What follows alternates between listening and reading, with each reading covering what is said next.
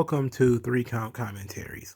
So Sheamus, in a stroke of brilliance, decides to wrestle back-to-back matches against Ricochet and Humberto Carrillo.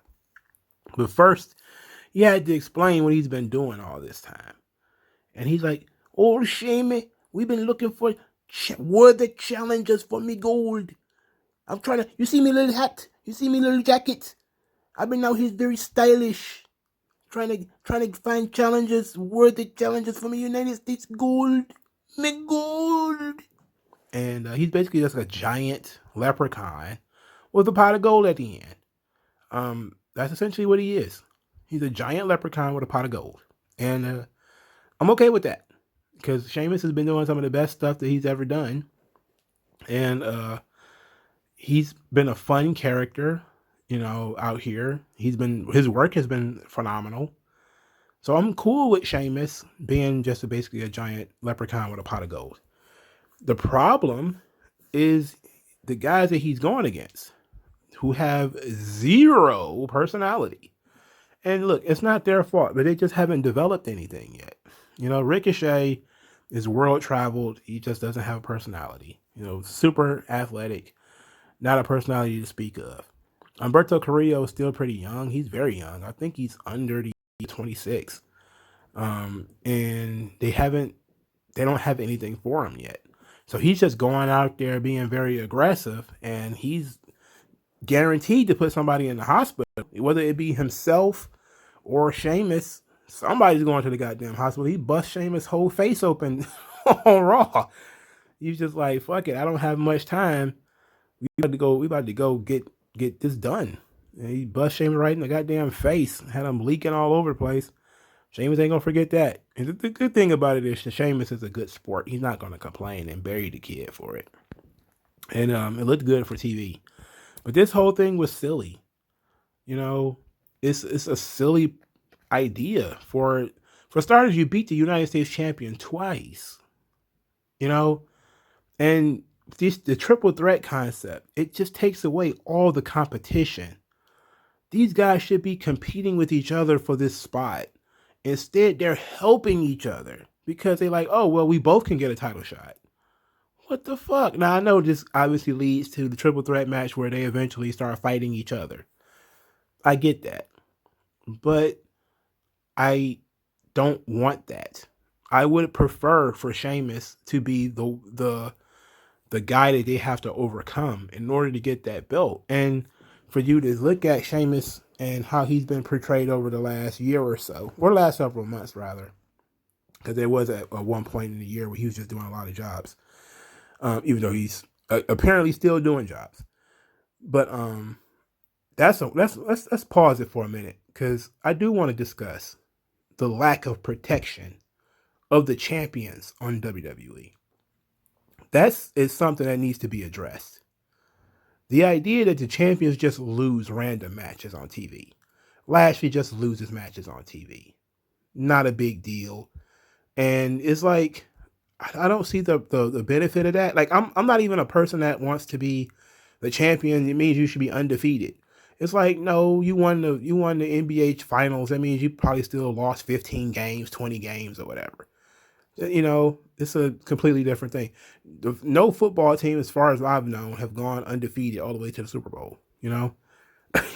Like the Patriots tried and they lost the Super Bowl game.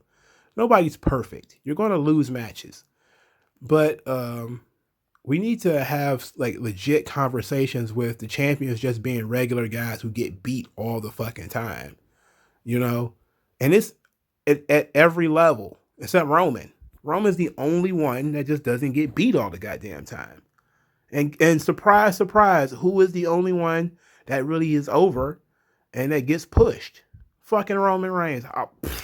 Imagine how that goes. You actually don't beat the fucking champions to paste every goddamn week.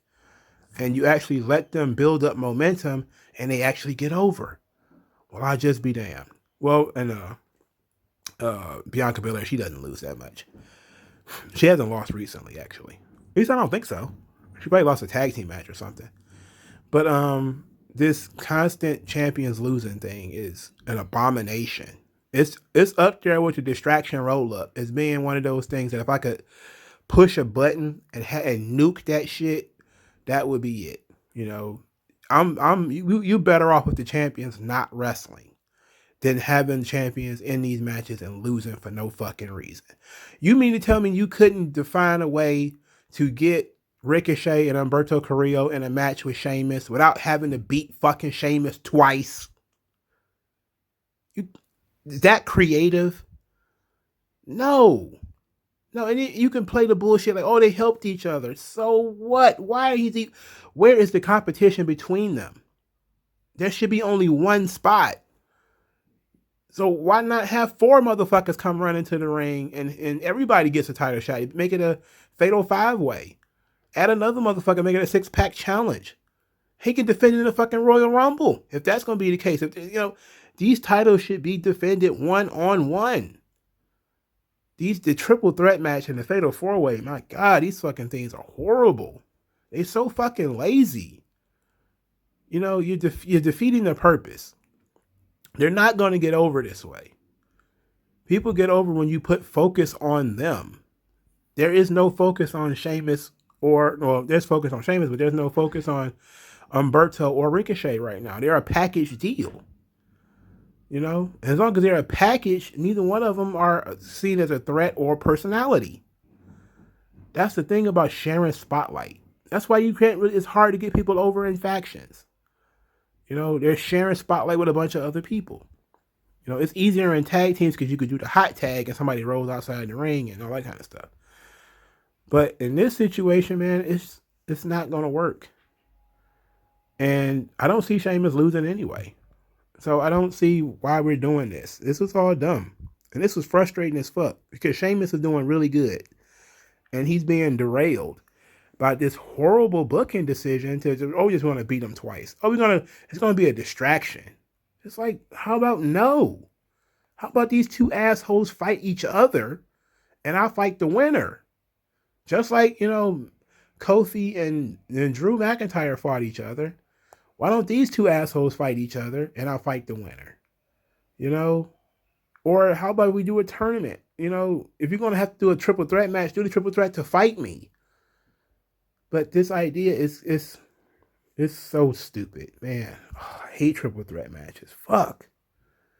It's just so frustrating. It's so stupid. You know, it's dumb. You know, we got this championship on the line.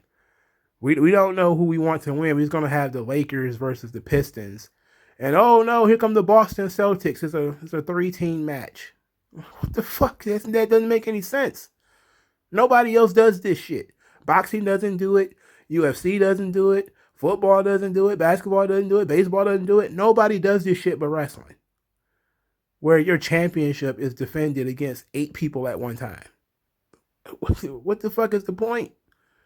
Now you have to justify why it's not 30 people wrestling the title at one time. There's no good reason why any of these guys should be in multiple man matches this often.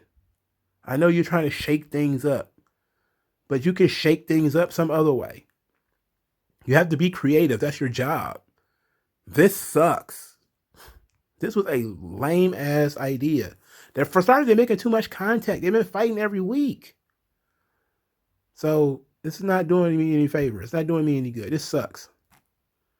Sheamus is, you know, he's doing the best work of his career so far. And they're not doing him any favors. They're fucking him over. And it's a shame.